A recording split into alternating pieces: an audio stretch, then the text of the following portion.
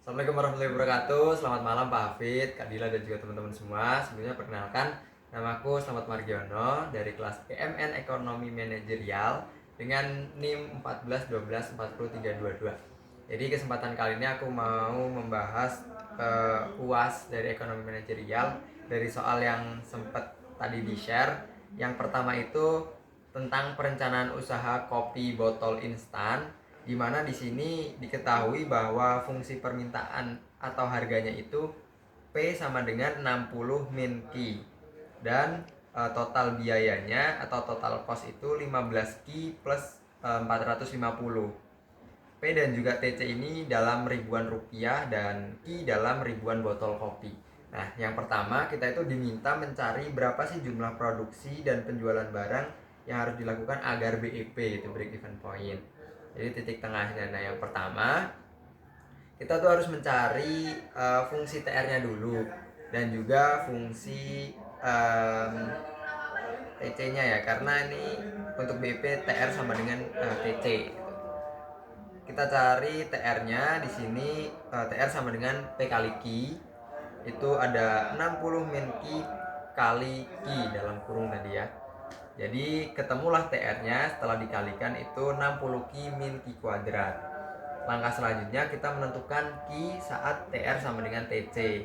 Tinggal dimasukkan ke dalam persamaan, TR-nya 60 Q min Q kuadrat, TC-nya tadi 15 Q plus 450.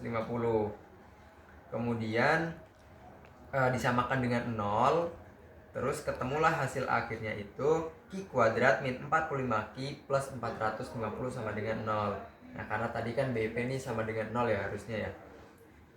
Langkah terakhirnya setelah kita ketemu nih Q kuadrat min 45 Q plus 450 sama dengan 0 ini, kita faktorisasikan berapa yang dikali berapa dikali itu ketemunya 450, kalau ditambah ketemunya min 45. Nah, ketemu min 30 sama min 15.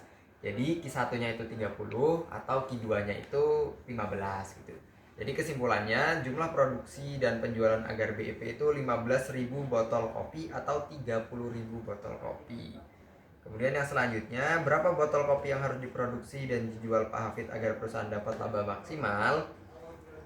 Laba maksimal di sini terjadi ketika penerimaan marginal MR itu sama dengan MC-nya, biaya marginalnya. Yang pertama, TR-nya tadi 60 Q min Q kuadrat, MR-nya 60 min 2 Q. Kemudian kita cari MC-nya, MC itu turunan dari TC.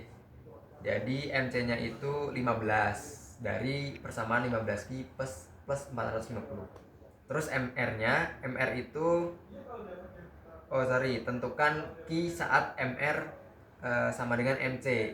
Tadi MR itu turunan dari TR, 60 Q min Q kuadrat itu sama dengan turunannya 60 min 2 Q.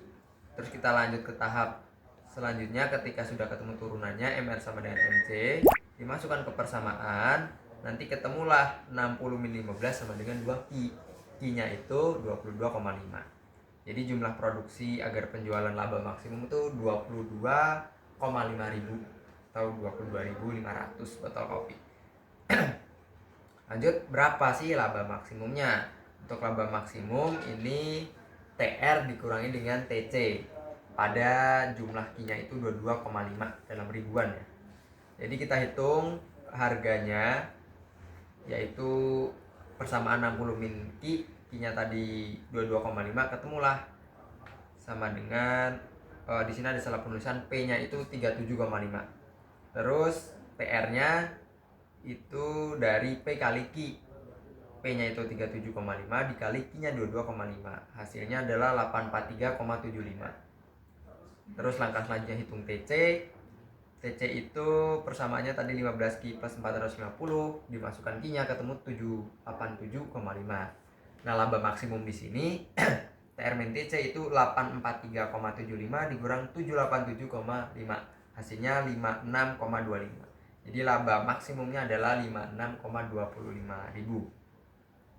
Kemudian yang kedua, soal 2, strategi penentuan harga. Jadi tadi itu ada daftar strategi penentuan harga nih, price discrimination, to part pricing dan lain sebagainya.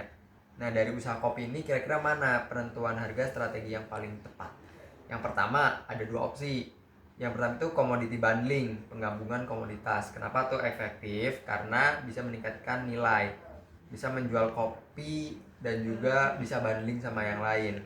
Contoh, jadi banyak varian seperti paket sarapan cepat antara kopi botol dan juga roti atau snack. Kemudian ada paket kopi hemat, 3 botol kopi dengan harga sedikit lebih murah. Jadi variannya lebih banyak, harganya juga konsumen tuh ngerasa harganya lebih murah gitu.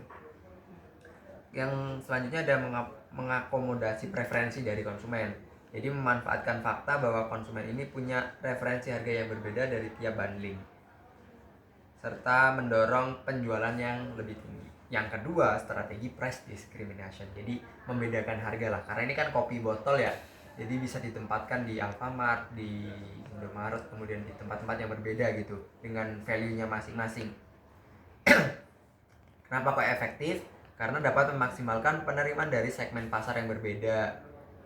Pak Hafid ini bisa membagi pasarnya menjadi segmen berdasarkan sensitivitas harga yang berbeda. Contohnya menjual kopi dengan harga lebih tinggi di kafe dibanding di supermarket atau pasar-pasar biasa gitu. Itu bisa meningkatkan laba keseluruhan dengan membebankan harga pada permintaan yang tinggi gitu, harganya tinggi. Selanjutnya ada simulasi mekanisme lelang jam tangan nih. Kita diminta mensimulasikan. Yang pertama ada English auction atau lelang Inggris. Nah, lelang Inggris ini harga mulai dari yang terendah dan pemenangnya itu yang tertinggi. Simulasinya ya gampang aja teman-teman, seperti pengertiannya ya. Ketika lelang sudah dibuka dengan harga berapa gitu, nanti kemudian ada yang menawar terus sampai dengan harga tertinggi, misal $100. Nggak ada lagi yang menawar, yaitu yang harga jam itu ya $100 dan pemenangnya yang berani bayar tertinggi gitu. Kemudian ada first price sale bid auction, lelang tertutup harga pertama. Jadi biasanya banyakan online sih kalau yang ini. Jadi semua tuh mengajukan harga, tetap harga tertinggi, tapi mereka nggak tahu harga yang ditawarkan oleh lawannya itu berapa. Nah nanti pas dibuka harga tertinggi lah yang menang tetap. Terus yang tiga ada second price. Second price ini harga kedua nih yang menang. Jadi peserta mengajukan tawaran tertutup, penawaran tertinggi menang tapi hanya membayar harga kedua tertinggi. Lelang ini tuh mendorong peserta menawarkan sesuai nilai yang sebenarnya. Jadi misal teman-teman nawar 1 miliar, teman-teman menang tapi harga keduanya tuh 900 juta ya, teman-teman bayarnya 900 juta. Kemudian ada Dutch auction, lelang Belanda. Harga mulai dari angka sangat tinggi dan turun. Nah, misal Pak Hafid ini menetapkan harga nih dari pelelangan 1M.